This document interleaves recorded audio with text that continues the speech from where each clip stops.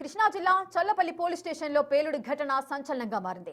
గత దీపావళికి సీజ్ చేసిన బాణసంచాను కానిస్టేబుల్స్ చెక్ చేస్తుండగా పేలుడు జరిగింది. ఈ ఘటనలో ఎస్ఐ సహా 5 సిబ్బందికి గాయాలయ్యాయి. ప్రస్తుతం వీరికి మంగళగిరిలోని పలు హాస్పిటల్స్ లో చికిత్స పొందుతున్నారు. మరింత సమాచారాన్ని మా ప్రతినిధి నరసింహ అందిస్తారు.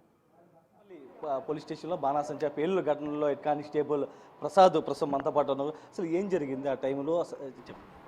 పోయిన సంవత్సరం అక్రమంగా ఉన్నటువంటి మందుగొండి దీపావళి మందుగొండి సామాగ్రిని సీజ్ చేసిన వాటిని కోర్టు ప్రొసీడింగ్స్ ప్రకారం డిస్పోజ్ చేస్తున్నారు సార్. ఆ టైంలో ఇవి తీసి మళ్ళీ సేఫ్ ప్లేస్లో పెడతాం టైంలో అనుకోకుండా అది ఒకసారి అకస్మాత్తుగా పేలడం వల్ల జరిగింది సార్.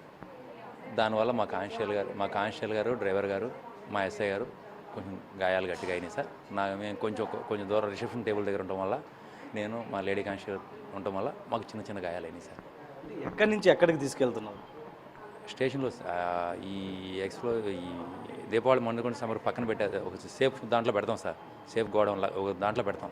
అక్కడి నుంచి చేసి కోర్టు ప్రొసీడింగ్స్ కోసం మళ్ళీ చేస్తున్నారు సార్. అది కోర్టు ఆర్డర్స్ ద్వారా డిస్పోజల్ చేస్తున్నారు సార్. డిస్పోజల్ చేసే క్రమంలో జరిగింది సార్. అంతే సార్. అంటే అక్కడ చూడొచ్చు, అదే బాణాసంచా సంబంధించి ఏదైతే ఉల్లిపాయ బొమ్మలు అవి చెప్తూ ఉన్నారో దాటికి ఇంత కారు అద్దాలు ధ్వంసం అయిపోవడం, లోపల ఫర్నిచర్ ఇదంతా జరిగి ఉంటుంది.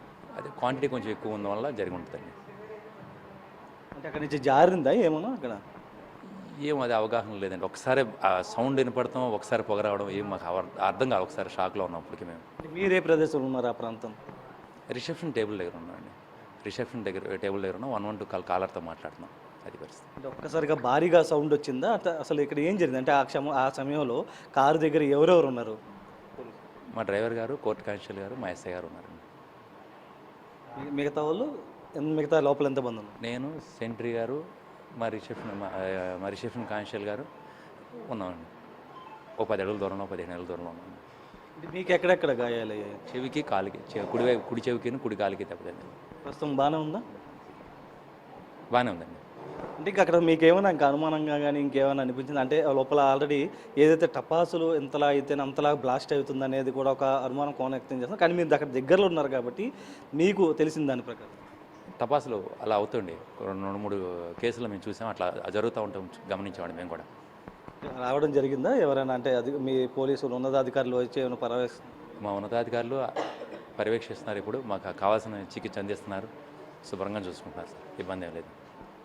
ప్రస్తుతం చూడొచ్చు, ప్రసాద్ చెప్తున్న దాని ప్రకారం తనకి ప్రస్తుతం ఏదైతే కొంత ఎఫ్ఐ అని చెప్తున్నారు. మిగిలినటువంటి నలుగురిలో 3 ఎన్ఆర్ఐ ఆసుపత్రికి తరలించడం జరిగింది. ఇప్పటికే అటు హోంమంత్రి అనిత కూడా స్పందించారు. ఏదైతే పోలీసులకు సంబంధించి మెరుగైన వైద్యం అందించాలని ఆదేశించిన నేపథ్యంలో కూడా ఎక్కడికక్కడ ఎన్ఆర్ఐ హాస్పిటల్ కూడా ట్రీట్మెంట్ అందిస్తున్నటువంటి పరిస్థితి. మరొక లేడీ కానిస్టేబుల్ కూడా ప్రస్తుతం వైద్యం అందిస్తున్నారు. అయితే ఒకటే చెప్తున్నారు, ఏదైతే దీనికి సంబంధించినటువంటి విచారణ కొనసాగుతుంది. ఏదైతే బాణాసంచా ఒకసారి అటు నుంచి తీసుకొస్తున్న కోర్టు ప్రొసీడింగ్స్ ప్రకారం తీసుకొస్తున్న క్రమంలో కూడా కింద పడినట్టు కూడా అటు ఎస్పీ అయితే చెప్తున్నారు. సీసీటీవీ ఫుటేజ్ ద్వారా ఇప్పటికే చూసేనని చెప్పిన నేపథ్యంలో కూడా ప్రస్తుతం ఏదైతే దానిపైన కూడా విచారణ కొనసాగుతున్నటువంటి పరిస్థితి కనిపిస్తుంది. సాయితో నరసింహ, బిగ్ టీవీ, చల్లపల్లి నుంచి.